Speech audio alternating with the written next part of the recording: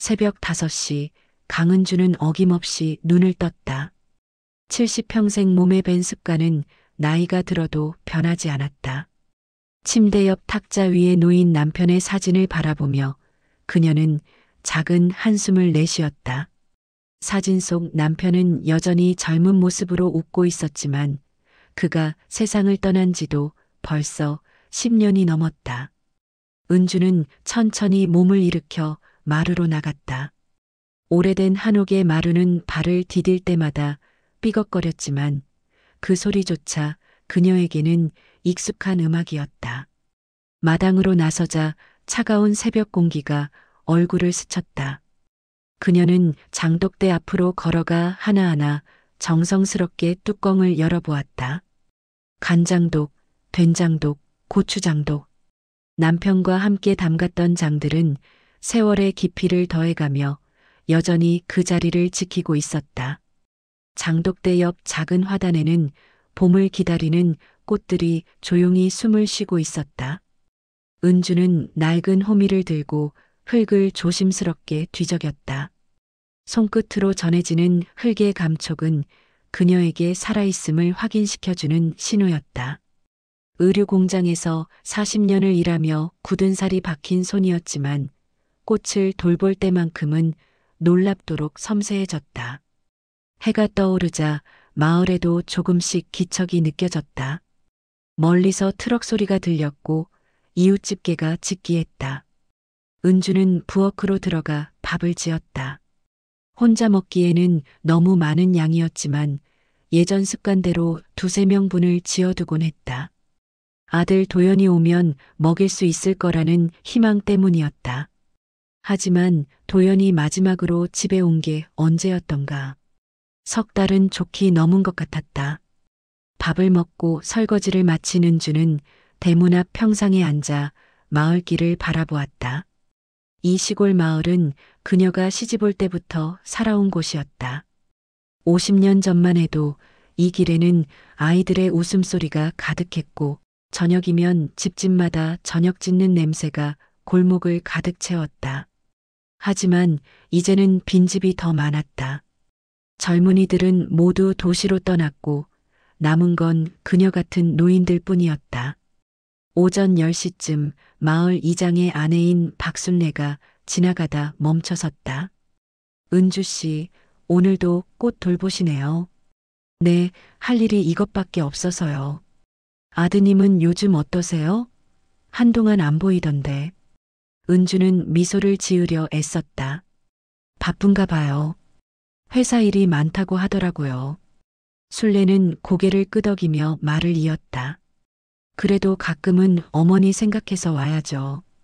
요즘 같은 세상에 혼자 사시기 힘드실 텐데. 그 말에는 동정과 함께 미묘한 판단이 섞여 있었다. 은주는 그걸 느꼈지만 내색하지 않았다.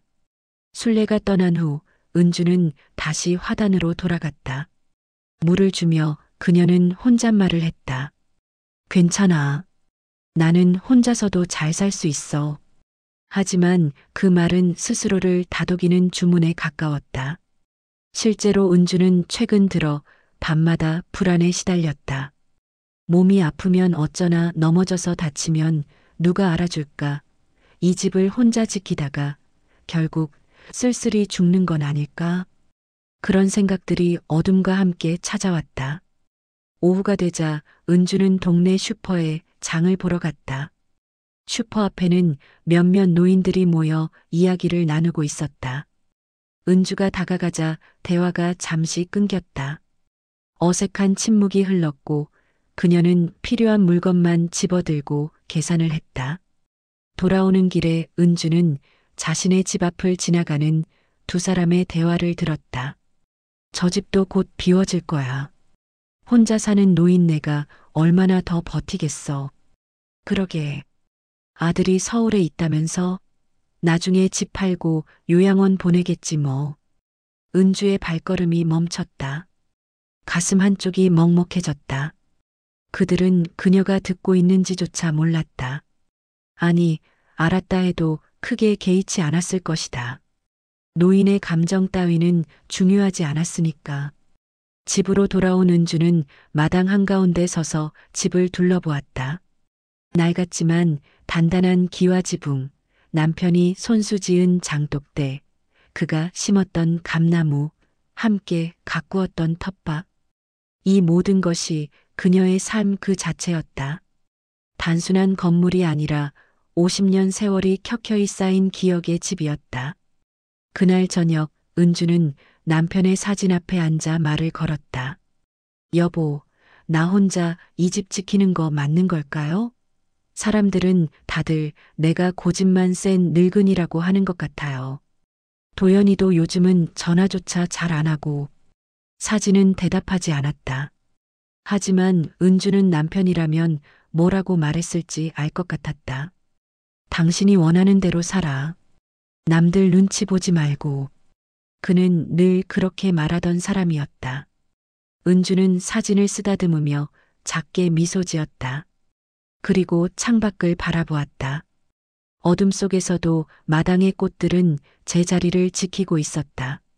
그녀도 그들처럼 조용히 하지만 단단하게 이곳을 지켜낼 것이다. 설령 아무도 이해해주지 않더라도. 밤이 깊어갔다. 은주는 이불을 덮으며 내일 아침에도 어김없이 일어나 꽃에 물을 주리라 다짐했다. 그것이 그녀가 선택한 삶의 방식이었고 아직 포기할 수 없는 일상이었다. 고요한 시작은 여전히 계속되고 있었다. 토요일 오후 은주는 마당에서 빨래를 널고 있었다. 갑자기 대문 밖에서 차 소리가 들렸다. 익숙한 엔진 소리였다. 그녀의 얼굴이 환해졌다. 도연이었다. 어머니. 대문을 열고 들어선 아들의 모습은 석 달 전과 사뭇 달랐다. 얼굴은 수척해졌고 눈 밑에는 짙은 그림자가 드리워져 있었다. 정장 차림이었지만 와이셔츠는 구겨져 있었고 넥타이는 느슨하게 풀어져 있었다. 도연아, 왜 이렇게 말랐니? 은주는 아들의 얼굴을 살피며 손을 뻗었다. 도연은 어머니의 손을 잡으며 억지로 미소를 지었다. 바빠서 그래요. 요즘 회사 일이 좀 많아서. 밥은 먹고 다니는 거야? 얼굴이 왜 이래? 먹죠, 먹어요. 어머니야말로 건강하시죠? 두 사람은 마루에 앉았다. 은주는 부엌으로 가서 미리 준비해둔 반찬들을 꺼냈다. 아들이 좋아하는 된장찌개를 끓이고 김치전을 부쳤다. 도연은 멍하니 마당을 바라보고 있었다. 예전 같으면 어머니를 도와 상을 차렸을 텐데 오늘은 꼼짝도 하지 않았다. 밥상을 차려놓고 함께 앉았지만 도연은 숟가락을 들었다 놓았다를 반복했다. 은주는 그런 아들을 보며 불안감이 커졌다. 뭔가 잘못되었다는 걸 직감했다. 도연아, 무슨 일 있니? 한참 만에 도연이 입을 열었다. 어머니, 회사가 좀 어려워졌어요. 어렵다니? 큰 회사라며? 도연은 고개를 떨구었다. 대우건설 아시죠? 그 회사 부도 소식 뉴스에서 봤을 거예요. 응, 봤는데. 그게 너랑 무슨 상관이야? 우리 회사가 대우건설 협력사였어요. 그쪽이 무너지니까 우리도 연쇄적으로 타격을 받은 거예요. 받아야 할 공사 대금이 수십억인데 한 푼도 못 받았어요. 은주의 표정이 굳어졌다. 그녀는 경제에 대해 잘 알지 못했지만 아들의 표정만으로도 상황이 심각하다는 걸 느낄 수 있었다. 그래서 어떻게 되는 건데? 회사가 부도 직전이에요. 이미 직원 절반을 정리해고했고 저도 언제 잘릴지 몰라요. 아니, 자르기 전에 회사가 먼저 망할 수도 있어요. 도연의 목소리는 떨리고 있었다. 40대 중반의 가장이 무너지는 모습이었다. 은주는 아들의 손을 꽉 잡았다. 괜찮아. 다시 일자리 구하면 되잖니. 어머니, 제 나이가 몇인데요? 45살이에요. 이 나이에 재취업이 어디 쉽겠어요. 게다가 대출금이 문제예요. 대출? 무슨 대출? 도연은 한동안 말을 잇지 못했다. 그러다 마침내 입을 열었다. 집 대출이요. 서울 아파트 살 때 은행에서 3억을 빌렸어요. 매달 200만 원씩 갚아야 하는데 월급이 끊기면 감당이 안 돼요. 은주는 숨이 막혔다. 3억이라는 돈은 그녀가 평생 모아도 만들 수 없는 금액이었다. 의류 공장에서 40년을 일해도 모은 게 고작 1,000만 원 남짓이었다. 그럼 어떻게 하려고? 도연은 잠시 망설이다가 입을 열었다. 어머니, 이 집 있잖아요. 순간 은주의 심장이 쿵 내려앉았다. 그녀는 아들이 무슨 말을 하려는지 알 것 같았다. 이 집을 담보로 대출을 받으면 당장 위기를 넘길 수 있어요. 일단 은행 빚부터 정리하고 제가 새 일자리를 구할 시간을 벌 수 있어요. 담보 대출? 네. 이 집 시세가 한 5천만 원쯤 될 거예요. 그걸 담보로 3천만 원 정도 빌릴 수 있을 것 같아요. 제발 좀 도와주세요, 어머니. 은주는 말문이 막혔다. 마루 아래 마당이 보였다. 남편과 함께 심었던 감나무, 장독대, 작은 텃밭. 이 집은 단순한 건물이 아니었다. 50년 세월이 담긴 삶의 터전이었다. 도연아, 만약에 내가 대출금을 못 갚으면 어떻게 되는데? 도연은 대답하지 못했다. 그 침묵이 곧 답이었다. 집이 경매로 넘어갈 수도 있다는 뜻이었다. 어머니, 제가 꼭 갚을게요. 몇 년이 걸리더라도 꼭 갚을게요. 그러니까 제발. 도연의 목소리는 애원에 가까웠다. 은주는 가슴이 무너지는 것 같았다. 아들을 사랑했다. 평생 고생만 시켰다고 생각했다. 자신이 가난해서 좋은 교육을 시켜주지 못해서 늘 미안했다.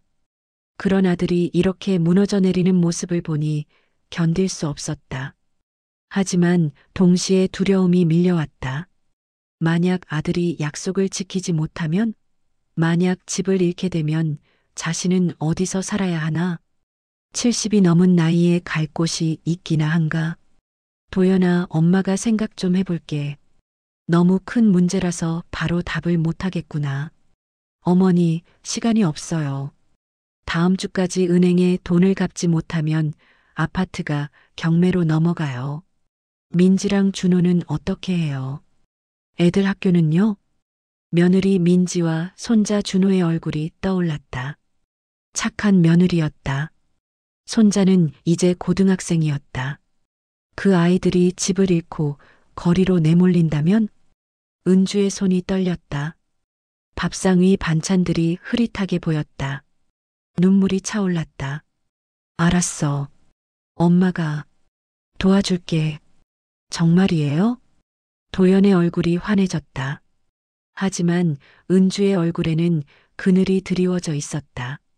그런데 도연아, 약속해. 꼭 갚는다고. 이 집은 내 아버지랑 내가 평생 모아서 산 거야. 여기엔 우리 인생이 다 담겨 있어. 알아요, 어머니. 제가 목숨 걸고 갚을게요. 도연은 어머니를 껴안았다. 하지만 은주는 그 품에서 편안함을 느낄 수 없었다. 오히려 무언가 단단했던 것이 부서지는 소리가 들리는 것만 같았다. 그날 밤 도연은 서둘러 서울로 돌아갔다. 은주는 홀로 남편의 사진 앞에 앉았다. 여보, 내가 잘하는 거겠죠?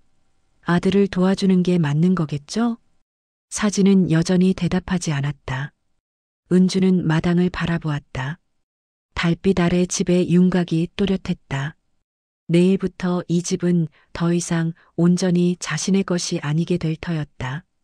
그녀는 긴 한숨을 내쉬며 눈을 감았다. 불안은 잠을 허락하지 않았다. 월요일 아침 은주는 일찍 마을 이장 집으로 향했다. 집 담보대출을 받으려면 여러 서류가 필요했고 이장의 도움이 필요했다. 이장 김태수는 마을에서 나름 영향력 있는 인물이었다. 그는 은주를 맞으며 눈썹을 치켜 올렸다. 은주 씨, 무슨 일로 이른 아침부터? 이장님, 제가 집 담보대출을 받으려고 하는데요. 확인서 같은 거 필요하다고 해서요. 태수는 잠시 은주를 바라보았다. 그의 눈빛에는 호기심과 함께 미묘한 판단이 섞여 있었다. 집을 담보로요? 무슨 일이신데? 아들이 좀 어려운 일이 있어서요. 아, 그래요. 요즘 경기가 안 좋으니까. 근데 은주 씨 신중하게 생각하세요. 담보대출은 위험한 거예요. 알아요. 그래도 아들을 도와줘야죠. 태수는 고개를 끄덕이며 필요한 서류를 작성해 주었다. 하지만 은주가 떠난 후 그는 곧바로 아내 박순례를 불렀다. 순례야, 강은주 씨가 집 담보대출 받는데. 뭐, 왜요? 아들 때문이래. 뭔가 사업이 잘못됐나 봐. 순례의 눈이 반짝였다. 그녀는 마을에서 소문의 중심이었다. 이야기 하나를 들으면 10개로 만들어 퍼뜨리는 재주가 있었다. 그날 오후 은주가 슈퍼에 들렀을 때 분위기가 달라져 있었다. 슈퍼 앞에 모여있던 몇몇 사람들이 그녀를 보자 수군거렸다. 은주는 모르는 척하며 물건을 골랐지만 귀에 들려오는 대화를 막을 수는 없었다. 집까지 담보로 잡힌대. 아들이 사업 망했나 봐. 70이 넘은 나이에 집까지 내놓다니. 저 양반 나중에 어디서 살려고 그래. 그러게. 노인네가 고집만 부리지 말고 진작에 도와줬어야지. 은주의 손이 떨렸다. 장바구니를 든 손에 힘이 들어갔다. 그녀는 계산을 서둘러 마치고 슈퍼를 빠져나왔다.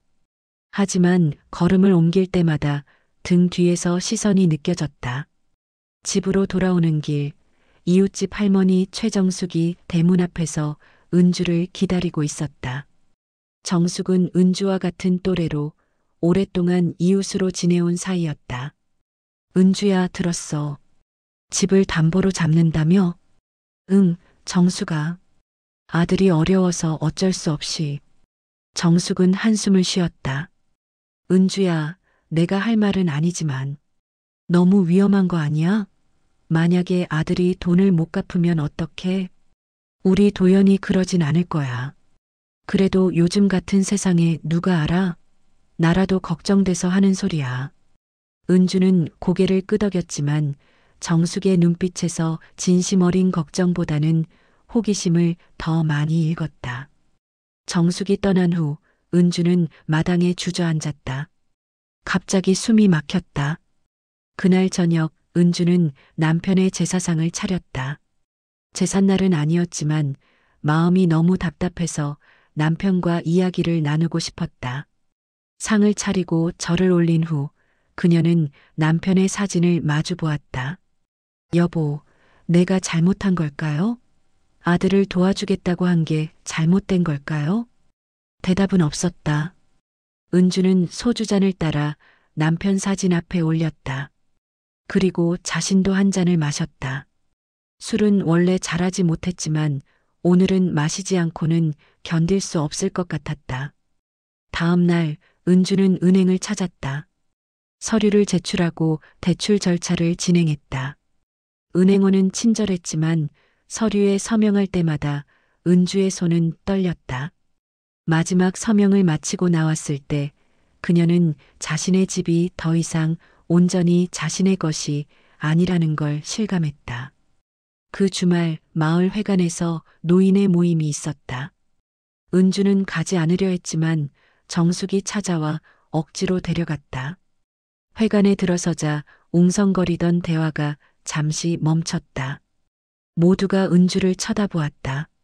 어머, 은주 씨 오셨네. 오랜만이에요. 사람들은 겉으로는 반갑게 맞이했지만 그들의 눈빛은 차가웠다. 은주는 구석자리에 앉았다. 회의가 끝나고 다과 시간이 되자 사람들이 모여 수군거렸다. 강은주 씨 아들 서울에서 회사 다닌다며? 그런데 왜 어머니 집까지 담보로 잡아? 요즘 젊은 사람들은 효도가 뭔지 모르나 봐. 그래도 어머니도 어머니지. 진작에 도와줬으면 이 지경까지 안 왔을 거 아냐. 한 노인이 직접 은주에게 다가왔다. 은주 씨, 아들한테 너무 야박하게 굴었던 거 아니에요? 돈 좀 있으면서 왜 진작 안 도와줬어요? 은주는 말문이 막혔다. 저는 돈이 많지 않아요. 평생 모은 게 집밖에 없는걸요. 그래도 자식이 어려우면 도와줘야죠. 노인이 집착만 하지 말고. 은주는 더 이상 참을 수 없었다. 그녀는 조용히 자리에서 일어나 회관을 나왔다. 뒤에서 웅성거리는 소리가 들렸지만 돌아보지 않았다. 집으로 돌아온 은주는 마당 한가운데 서서 하늘을 올려다보았다. 구름 한 점 없는 맑은 하늘이었다. 하지만 그녀의 마음은 먹구름으로 가득했다. 나는 잘못한 게 없는데. 그녀는 혼잣말을 했다. 하지만 확신은 없었다. 마을 사람들의 시선, 그들의 수군거림, 손가락질, 모든 것이 그녀를 짓눌렀다. 은주는 장독대 앞으로 걸어가 된장독 뚜껑을 열었다. 남편과 함께 담갔던 된장에서 깊은 향이 올라왔다. 그 향기는 변하지 않았다. 세월이 흘러도 사람들이 뭐라 해도 이곳만은 그대로였다. 아무도 이해 못해도 괜찮아. 나는 내가 옳다고 믿는 대로 살 거야. 은주는 스스로에게 다짐했다. 하지만 그날 밤 잠은 쉽게 오지 않았다. 외로움과 불안이 어둠과 함께 찾아왔다. 그녀는 이불을 뒤집어 쓰고 작게 흐느꼈다. 아무도 모르게. 대출을 받은 지 일주일이 지났다. 은주는 매일 아침 눈을 뜰 때마다 가슴 한쪽이 무거웠다. 집이 더 이상 온전히 자신의 것이 아니라는 사실이 밤낮으로 그녀를 짓눌렀다. 도연은 돈을 받아간 후 한 번 전화를 했을 뿐 그 이후로는 연락이 없었다. 그날도 은주는 집안을 정리하고 있었다. 오래된 한옥은 구석구석 손이 가야 할 곳이 많았다. 특히 안방 윗목에 있는 낡은 장롱은 오랫동안 손대지 않았던 곳이었다. 남편이 세상을 떠난 후 그의 물건들을 정리하지 못하고 그대로 두었던 것이다. 은주는 용기를 내어 장롱 문을 열었다. 먼지가 일었고 오래된 옷가지들이 가지런히 개켜져 있었다. 남편의 낡은 양복, 넥타이, 그가 즐겨 쓰던 만년필, 하나하나가 추억이었다. 은주는 옷을 만지며 눈물을 삼켰다. 장롱 맨 아래 서랍을 열자 오래된 서류함이 나왔다. 나무로 만든 작은 상자였는데 자물쇠가 채워져 있었다. 은주는 그 상자를 본 기억이 희미하게 있었다. 남편이 중요한 서류를 보관하던 곳이었다. 열쇠가 어디 있었더라. 은주는 서랍을 뒤졌다. 한참을 찾다가 작은 열쇠 하나를 발견했다. 떨리는 손으로 자물쇠를 열자 상자 안에서 여러 장의 문서가 나왔다. 혼인신고서, 아들 도연의 출생신고서, 그리고 낡은 등기부등본 몇 장. 은주는 등기부등본을 펼쳤다. 첫 번째 문서는 지금 살고 있는 이 집의 소유권 문서였다. 그녀는 이미 알고 있던 내용이라 대수롭지 않게 넘겼다. 하지만 두 번째 문서를 펼치는 순간 그녀의 눈이 커졌다. 이게 뭐지? 문서에는 마을 외곽에 있는 땅의 소유권이 명시되어 있었다. 약 1000평 정도 되는 밭과 그 위쪽 언덕에 위치한 과수원, 그리고 낡은 창고 건물. 소유자는 남편 강병수의 이름으로 되어 있었다. 은주는 기억을 더듬었다. 남편이 살아있을 때 그곳에 대해 들은 적이 있었다. 병수는 젊은 시절 친구에게 빚을 대신 갚아준 대가로 그 땅을 받았다고 했다. 하지만 땅이 너무 외지고 척박해서 농사를 지을 수도 없었고 그냥 방치해 두었던 것이다. 이걸 내가 까맣게 잊고 있었네. 은주는 서류를 꼼꼼히 읽었다. 등기는 남편 명의였지만 남편이 사망한 후 자동으로 그녀에게 상속되었을 것이다. 그녀는 서둘러 나머지 문서들을 확인했다. 세 번째 문서에는 창고 건물에 대한 설명이 있었다. 창고는 옛날 마을 공동 창고로 쓰이던 곳이었다. 꽤 튼튼하게 지어진 건물이었지만 마을 사람들이 하나둘 떠나면서 쓸모가 없어졌고 결국 남편이 헐값에 인수했다고 적혀 있었다. 은주는 가슴이 두근거렸다. 이것은 단순한 땅이 아니었다. 남편이 자신을 위해 남겨둔 또 다른 가능성이었다. 만약 이곳을 잘 활용한다면 아들에게 손 벌리지 않고도 살아갈 수 있을지 모른다는 생각이 들었다. 다음 날 아침 일찍 은주는 그 땅을 찾아갔다. 마을에서 걸어서 30분 정도 거리였다. 좁은 시골길을 따라 걷다 보니 완만한 언덕이 나타났다. 그곳에 오래된 과수원이 있었다. 과수원은 완전히 방치되어 있었다. 사과나무와 배나무들이 무질서하게 자라 있었고 잡초가 무릎까지 올라왔다. 하지만 나무들은 여전히 살아 있었다. 은주는 나무 한 그루에 다가가 껍질을 만져보았다. 거칠지만 단단했다. 아직 살릴 수 있어. 언덕 위로 올라가자 창고 건물이 보였다. 낡았지만 구조는 튼튼해 보였다. 콘크리트 건물로 지붕은 약간 무너졌지만 벽체는 멀쩡했다. 문을 열고 들어가자 넓은 공간이 펼쳐졌다. 먼지가 가득했지만 충분히 쓸만한 공간이었다. 은주는 창고 안을 천천히 둘러보았다. 창문으로 들어오는 햇살이 먼지를 비쳤다. 그녀는 이곳이 단순한 폐건물이 아니라 새로운 시작이 될 수 있다는 걸 느꼈다. 여보, 당신이 이걸 남겨주셨군요. 은주는 혼잣말을 했다.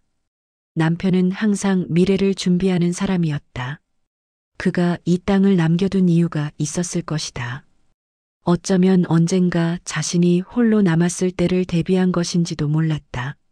집으로 돌아온 은주는 서류함을 다시 열어 모든 문서를 꺼냈다. 그리고 하나하나 정리하기 시작했다. 땅의 정확한 면적, 세금 납부 현황, 그리고 창고 건물의 상태. 모든 것을 메모하며 계획을 세웠다. 그날 저녁 은주는 오랜만에 마음이 편안했다. 불안감이 완전히 사라진 건 아니었지만 적어도 희망이 보였다. 남편이 남긴 이 땅을 잘 가꾸면 다시 일어설 수 있을 것 같았다. 그녀는 남편의 사진 앞에 앉아 말을 걸었다.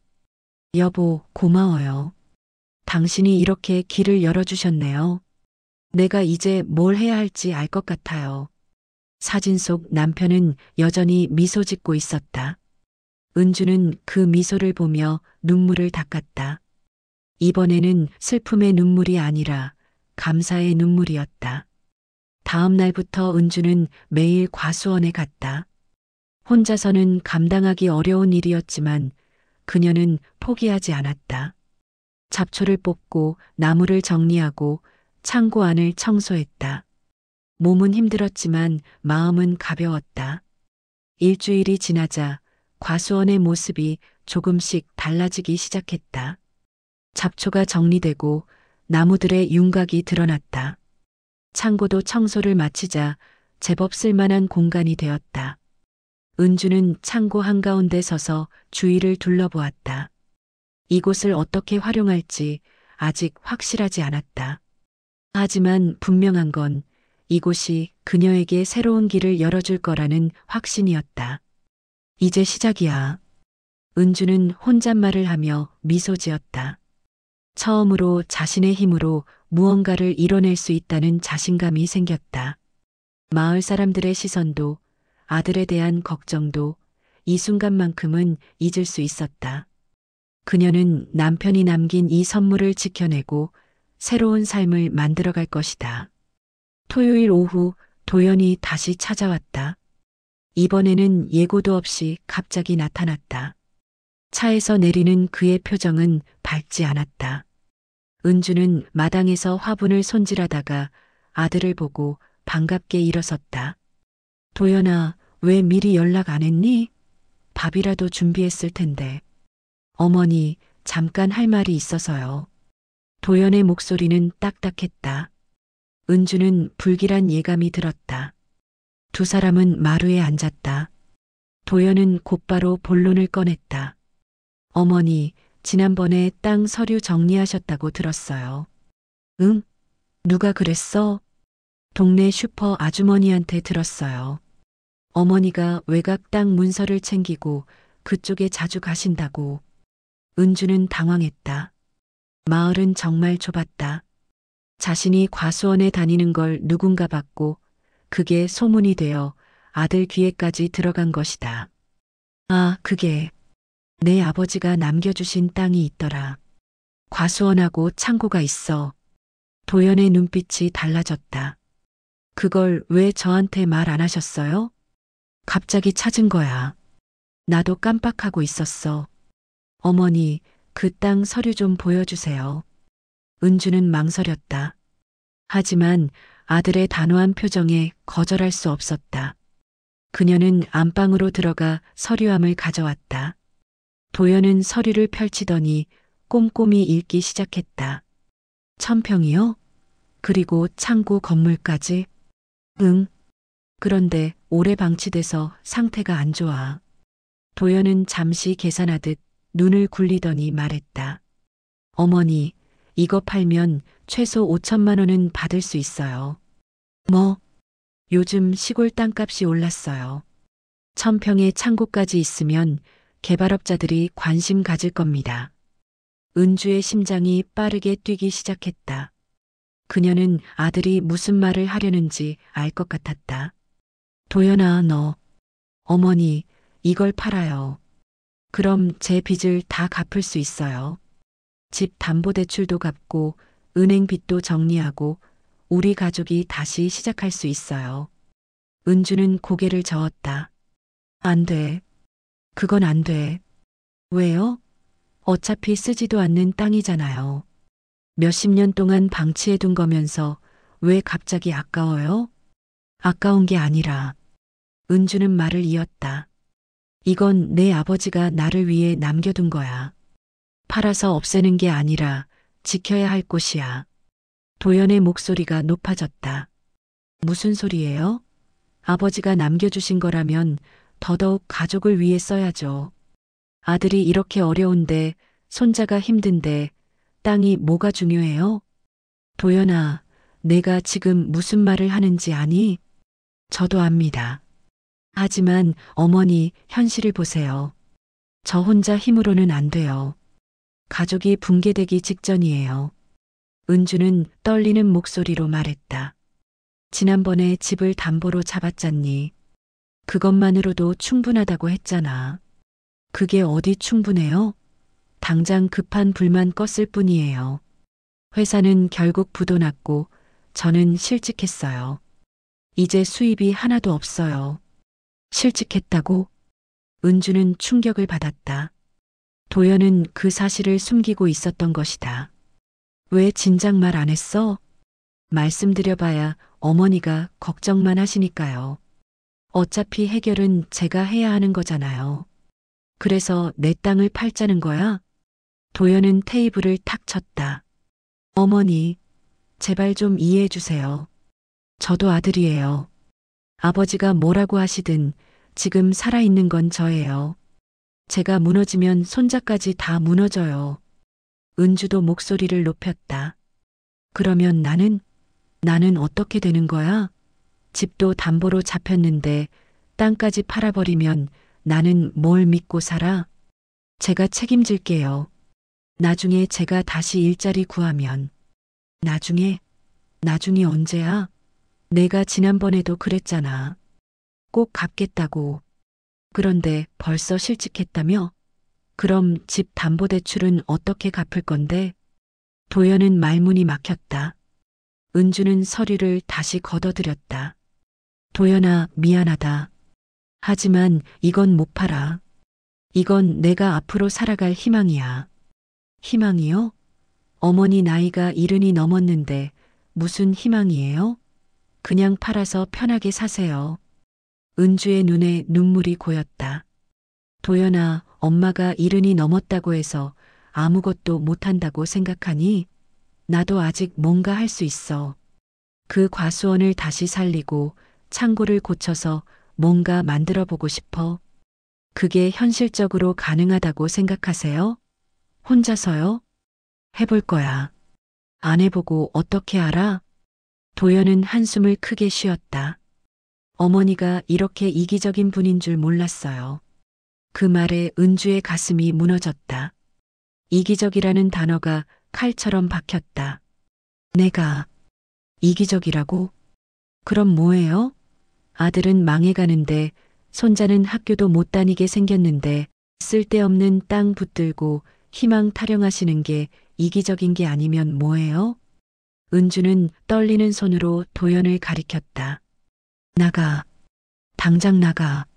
어머니, 나가라고 했어.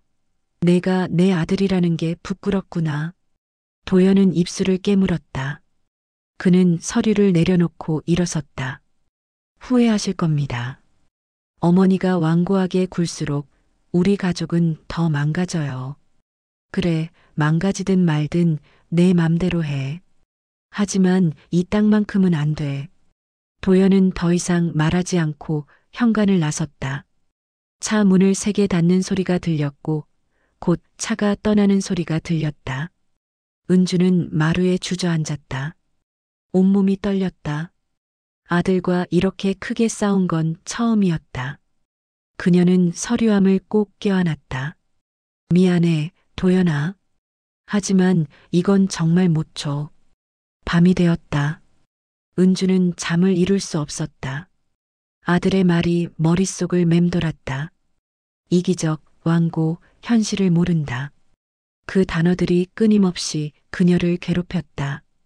하지만 동시에 분노도 일었다. 왜 자신이 평생 모은 것을 내놓아야 하는가? 왜 노인은 항상 희생해야 하는가? 그녀에게도 살아갈 권리가 있고 꿈꿀 권리가 있지 않은가? 은주는 창밖을 바라보았다. 어둠 속에서도 과수원이 있는 방향이 보이는 것만 같았다. 그곳이 그녀의 마지막 희망이었다. 아들이 뭐라 하든 세상이 뭐라 하든 그녀는 그곳을 지켜낼 것이다. 그날 밤 은주는 처음으로 아들에 대한 불신을 깊이 느꼈다. 그리고 동시에 자신의 길을 가야 한다는 결심도 더욱 굳어졌다. 도연과의 싸움 이후 은주는 더욱 과수원에 매달렸다. 아침 일찍 집을 나서 해질녘까지 그곳에 머물렀다. 혼자서는 버거운 일이었지만 그녀는 포기하지 않았다. 잡초를 뽑고 나무가지를 정리하고 창고를 청소했다. 손에 물집이 잡히고 허리가 아팠지만 오히려 그 고통이 그녀를 살아있게 만들었다. 어느 날 오후 은주가 과수원에서 일하고 있을 때 누군가 다가왔다. 20대 중반으로 보이는 젊은 남자였다. 그는 배낭을 메고 카메라를 목에 걸고 있었다. 안녕하세요. 여기 누구 땅인가요? 은주는 놀라 고개를 들었다. 제 땅인데요. 누구세요? 아, 죄송합니다. 저는 김민재라고 해요. 서울에서 왔는데 이 마을을 취재하고 있거든요. 여기 과수원이 너무 예뻐서 사진을 찍어도 될까 해서요. 민재는 밝게 웃었다. 은주는 그의 순수한 눈빛을 보고 마음이 놓였다. 사진이요? 그럼요, 얼마든지. 민재는 과수원을 둘러보며 감탄했다. 와, 정말 분위기 좋네요. 이 나무들 다 사과나무예요? 응. 사과나무하고 배나무가 섞여 있어. 오래됐지만 아직 살아있어. 혼자 관리하세요? 그래. 남편이 남겨준 땅인데 내가 다시 살려보려고. 민재는 진지한 표정으로 고개를 끄덕였다. 대단하세요. 요즘 시골에 이런 과수원 살리는 분들 많지 않은데. 두 사람은 자연스럽게 대화를 나눴다. 민재는 자신이 로컬 크리에이터라고 소개했다. 시골 마을에 숨겨진 이야기를 찾아다니며 영상과 글을 쓰는 일을 한다고 했다. 할머니, 혹시 여기서 뭘 하실 계획이세요? 은주는 잠시 망설이다가 솔직하게 말했다. 사실 아직 확실하진 않아. 그냥 이곳을 살리고 싶어. 과수원도 가꾸고 저 창고도 고쳐서 뭔가 해보고 싶은데. 창고요? 은주는 민재를 창고로 데려갔다. 문을 열자 청소는 했지만 여전히 텅 비어 있는 공간이 나타났다. 와, 여기 진짜 좋은데요? 이 공간이면 카페나 공방으로 쓸 수 있겠어요. 카페? 네. 요즘 시골에 작은 카페나 공방 만드는 게 유행이거든요. 특히 이렇게 과수원 옆에 있으면 분위기 최고일 것 같은데요. 은주는 민재의 말에 귀가 솔깃했다. 하지만 동시에 불안감도 밀려왔다. 나 같은 늙은이가 카페를 해? 그게 되겠어? 왜 안 돼요? 할머니가 직접 하시는 게 오히려 특별하죠. 요즘 사람들은 진짜 이야기가 있는 곳을 찾아요. 민재는 휴대폰을 꺼내 비슷한 사례들을 보여주었다. 시골에서 노인들이 운영하는 작은 카페와 공방들. 그곳들은 나름대로 손님들로 북적였다. 생각해 보세요. 제가 도와드릴 수도 있어요. 저 이런 일 좋아하거든요. 며칠 후, 민재는 친구 2명을 데려왔다. 한 명은 목공일을 배우는 청년 이준혁이었고, 다른 한 명은 식물을 전공한 여대생 박서연이었다. 세 사람은 은주의 이야기를 듣고 자원해서 온 것이었다. 할머니, 우리가 주말마다 와서 도와드릴게요. 그래도 되겠니? 너희도 바쁠 텐데. 서연이 밝게 웃었다. 저희는 이런 거 배우고 싶어서 온 거예요. 실제로 뭔가 만들어가는 과정을 경험하고 싶거든요. 그날부터 작은 팀이 만들어졌다. 주말마다 3명의 청년이 찾아왔고 은주와 함께 과수원을 정리했다. 준혁은 창고 내부를 수리하기 시작했다. 무너진 지붕을 고치고 벽을 페인트 칠하고 간단한 선반을 만들었다. 서연은 과수원의 나무들을 전문적으로 손질했다. 가지치기를 하고 거름을 주고 병든 나무를 치료했다. 민재는 전체적인 콘셉트를 잡았다. 할머니, 이름을 정해야 해요. 이 과수원과 창고를 뭐라고 부를까요? 은주는 고민하다가 말했다. 병순의 과수원. 내 남편 이름이야. 좋아요. 병순의 과수원. 그리고 창고는 병순의 작은 집? 그래, 좋다. 한 달이 지나자 과수원의 모습이 확연히 달라졌다. 잡초는 깨끗이 정리되었고 나무들은 생기를 되찾았다. 창고는 아직 완벽하진 않았지만 사람들이 앉아서 쉴 수 있는 공간이 되었다.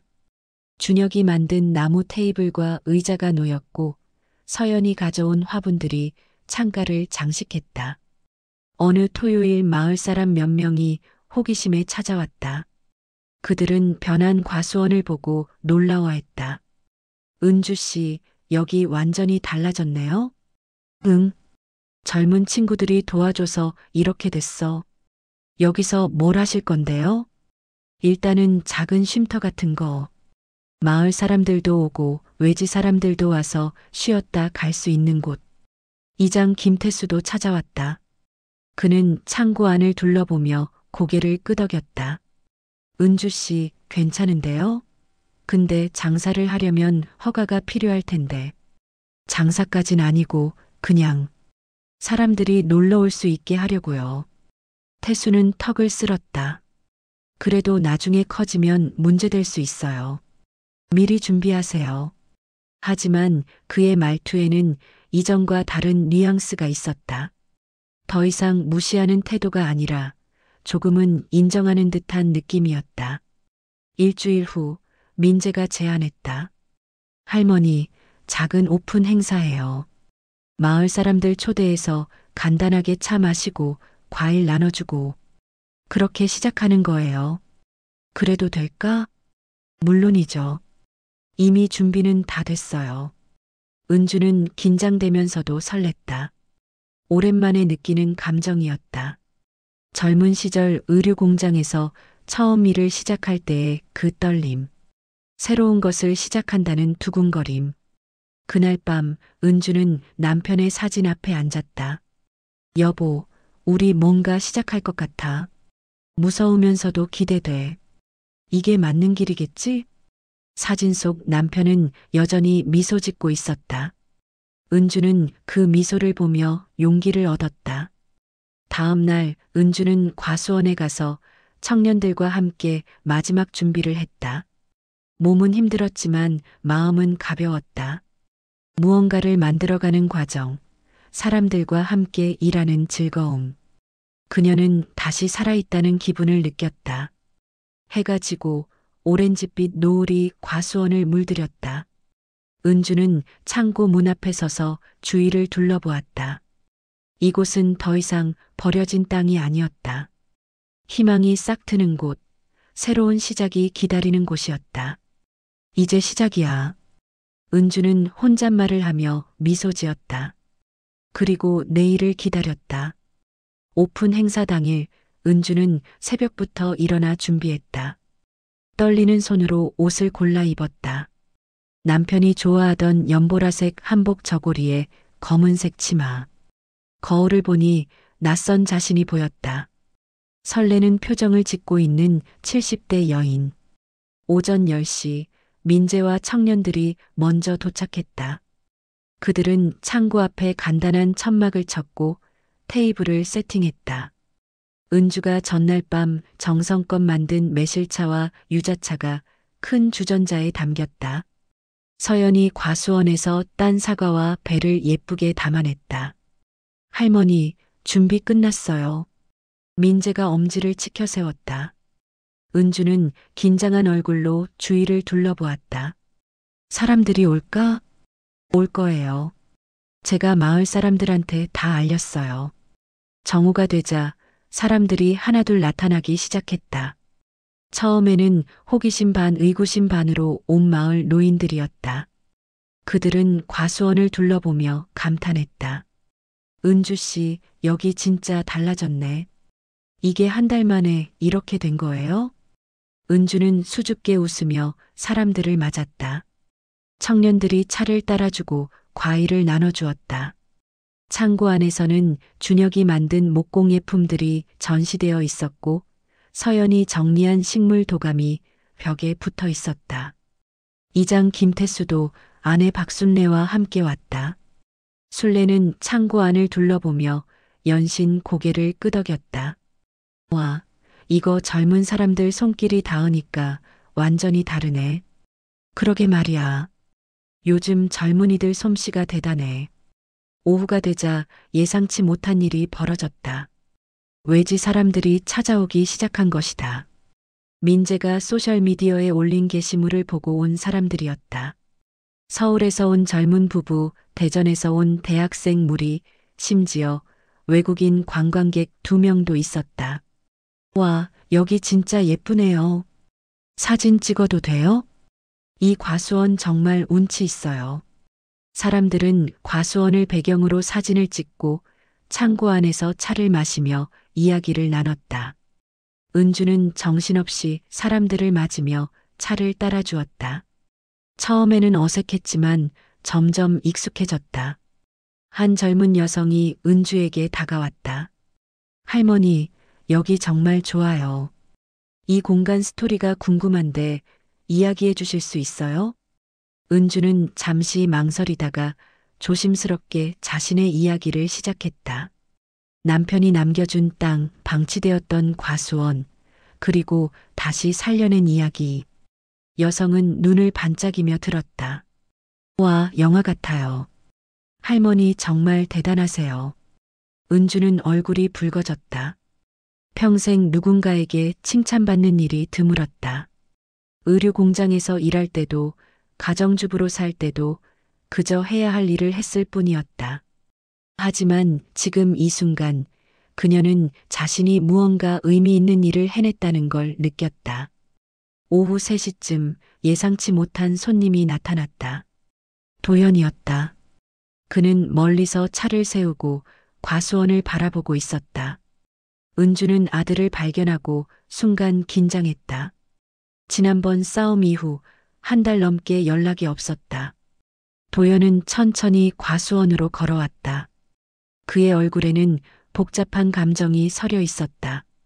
사람들로 북적이는 과수원, 웃으며 일하는 어머니, 활기찬 분위기. 그 모든 것이 그를 당황하게 만들었다. 어머니, 은주는 아들을 보며 잠시 멈췄다. 하지만 곧 평소처럼 말했다. 왔니? 차 한 잔 마실래? 아니요, 저는 그냥 보러 왔어요. 도연은 주위를 둘러보았다. 청년들이 능숙하게 사람들을 응대하고 방문객들은 즐겁게 시간을 보내고 있었다.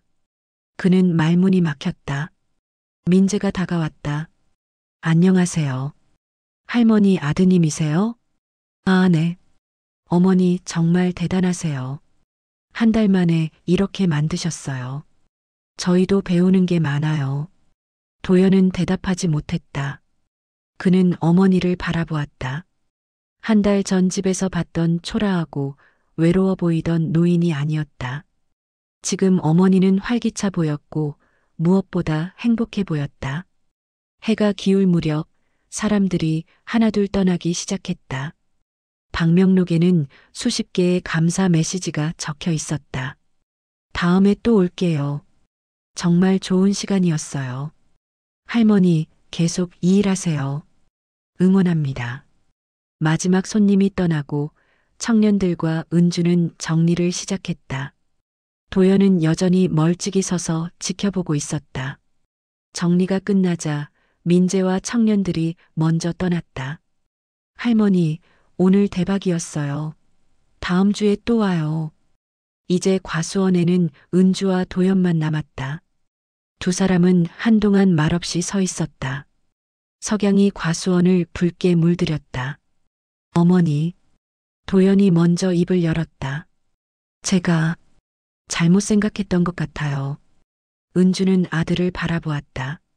이게 뭔지 몰랐어요. 어머니가 뭘 하려는지, 왜 이 땅을 지키려고 하는지. 그냥 돈으로만 생각했어요. 도연아, 죄송해요. 제가 너무 급했고 어머니 입장은 생각 안 했어요. 도연의 목소리가 떨렸다. 은주는 다가가 아들의 손을 잡았다. 괜찮아. 너도 힘들었잖니. 그래도 어머니한테 그렇게 말하면 안 됐는데. 이기적이라고. 그 말은 정말 아니었어요. 이미 지나간 일이야. 두 사람은 창고 앞 벤치에 나란히 앉았다. 도연이 말을 이었다. 어머니, 여기 정말 좋네요. 사람들 반응도 대단하고. 응, 나도 놀랐어. 이렇게 많은 사람이 올 줄 몰랐지. 앞으로 어떻게 하실 거예요? 은주는 과수원을 바라보았다. 천천히 해볼 거야. 욕심내지 않고 내가 할 수 있는 만큼.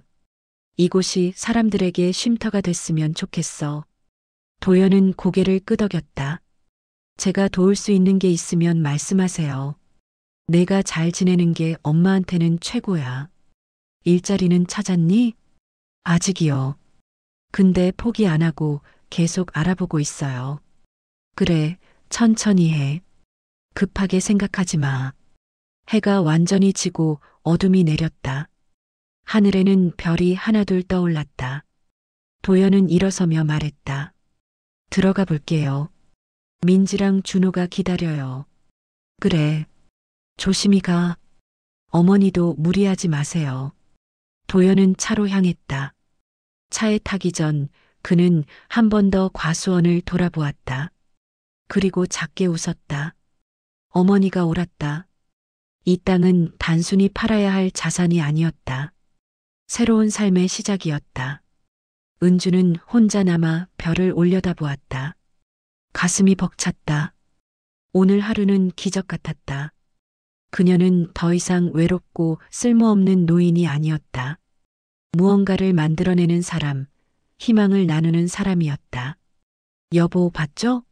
우리 해냈어요. 은주는 하늘을 향해 혼잣말을 했다. 그리고 천천히 집으로 향했다. 내일 또 무슨 일이 펼쳐질지 기대되었다. 오픈 행사 이후 2달이 흘렀다. 가을이 깊어지고 과수원의 나무들은 열매를 맺기 시작했다. 사과와 배가 주렁주렁 달렸고 은주는 매일 아침 과수원을 돌며 익어가는 과일들을 확인했다. 병순의 과수원은 입소문을 타기 시작했다. 민재가 올린 영상이 인터넷에서 화제가 되며 방문객이 꾸준히 늘어났다. 주말이면 서너 팀의 사람들이 찾아왔고 은주는 그들에게 차를 대접하며 이야기를 나눴다. 마을의 분위기도 달라졌다. 처음에는 수군거리며 비웃던 사람들도 이제는 인정하기 시작했다. 어떤 이들은 직접 찾아와 축하를 건넸고 또 어떤 이들은 자신도 비슷한 일을 해보고 싶다고 상담을 구했다. 이장 김태수는 마을 회의에서 은주의 사례를 소개했다. 강은주 씨가 보여준 게 뭡니까? 나이는 숫자일 뿐이라는 거죠. 우리 마을도 이런 식으로 활성화할 수 있어요. 토요일 오후 은주가 과수원에서 일하고 있을 때 도연이 찾아왔다. 이번에는 며느리 민지와 손자 준호도 함께였다. 준호는 고등학생답지 않게 수줍은 표정으로 할머니에게 다가왔다. 할머니, 여기 진짜 좋네요. 그래, 우리 준호가 좋아하니 할머니도 기쁘다. 민지는 창고 안을 둘러보며 감탄했다. 어머니, 정말 대단하세요. 제가 상상했던 것보다 훨씬 멋져요. 네 사람은 창고 앞 테이블에 둘러앉아 은주가 끓인 차를 마셨다. 한동안 침묵이 흘렀다. 도연이 먼저 입을 열었다. 어머니, 사실 오늘 드릴 말씀이 있어서 왔어요. 은주는 아들을 바라보았다. 도연은 가방에서 서류 봉투를 꺼냈다. 지난번에 어머니 집을 담보로 대출받았잖아요. 그거 다 갚았어요. 뭐? 은주는 믿을 수 없다는 표정을 지었다. 어떻게? 제가 서울 아파트를 팔았어요. 손해를 봤지만 급하게 처분했죠. 그 돈으로 모든 빚을 정리했어요. 민지가 남편의 손을 잡으며 말을 이었다. 어머니, 저희가 너무 무리했던 것 같아요. 큰 아파트에 살면서 허세 부렸던 거죠. 이제 작은 집으로 이사했어요. 전세인데 저희한테는 이게 맞는 것 같아요. 도연이 서류를 어머니 앞에 놓았다.